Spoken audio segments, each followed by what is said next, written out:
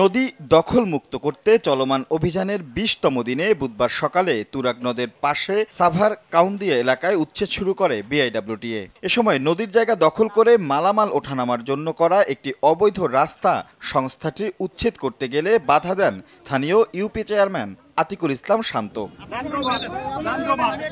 তিনি বিআইডব্লিউটিএর কর্মকর্তাদের সঙ্গে বাকবিতণ্ডায় জড়ান। বিআইডব্লিউটিএর একজন কর্মকর্তাকে শারীরিকভাবে লাঞ্ছিত করারও অভিযোগ ওঠে তার বিরুদ্ধে। পরে পুলিশের সহায়তায় শান্তকে আটক করে বিআইডব্লিউটিএ।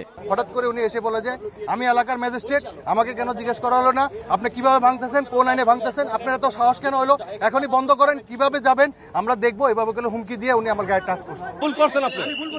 হ্যাঁ, মাথা ঠিক থাক না, আমি তো আপনার মাথা ঠিক করার জন্য গেছি।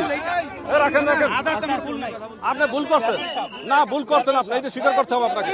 তবে চেয়ারম্যান নির্বাহী ম্যাজিস্ট্রেটের কাছে সব অভিযোগ অস্বীকার করেন। ওখানে কি ভাঙলো না ভাঙলো আমার ওই ব্যাপারে আমার কোনো অভিযোগ নাই।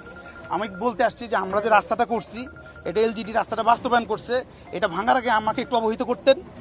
আমাকে অবহিত করলে, আমার জানা থাকলে আমরা রাস্তাটা ভাঙার ব্যাপারে আমরা সিদ্ধান্ত নিতাম। পরে চেয়ারম্যান নিজের ভুল স্বীকার করে ক্ষমা চাওয়ায় মুচলেকা দিয়ে তাকে ছেড়ে দেওয়া হয়েছে বলে জানিয়েছেন নির্বাহী ম্যাজিস্ট্রেট। আমি শুনলাম যে উনি কাজে বাধা দিচ্ছিলেন এবং পুলিশ সেখানে ওনাকে আটক করে। উনি ওনার কার্যক্রমের জন্য উনি আসলে দুঃখ প্রকাশ করছেন। একই সাথে যে আমাদের যে ডিডি সাহেব ছিলেন তার কাছে উনি ভুল স্বীকার করেছেন এবং বলা যায় ক্ষমা প্রার্থনাই করেছেন।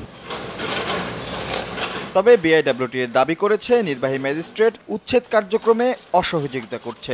প্রায় বছরখানেক আগে এই এলাকায় যখন উচ্ছেদ অভিযান চলছিল, একইভাবে উনি বাধা প্রদান করেছিলেন। ওই সময়কার বিজ্ঞ ম্যাজিস্ট্রেট শামীম শান্তি বানু তিনি কিন্তু উনাকে গ্রেপ্তার করেছিলেন। এর আগে বুধবার সকালে তুরাগ নদের পারে মিরপুর বড় বাজার এলাকায় একাধিক বহুতল ভবন সহ অর্ধশত অবৈধ স্থাপনা উচ্ছেদ করে সংস্থাটি। রাশেদ লিমন, সময় সংবাদ, ঢাকা।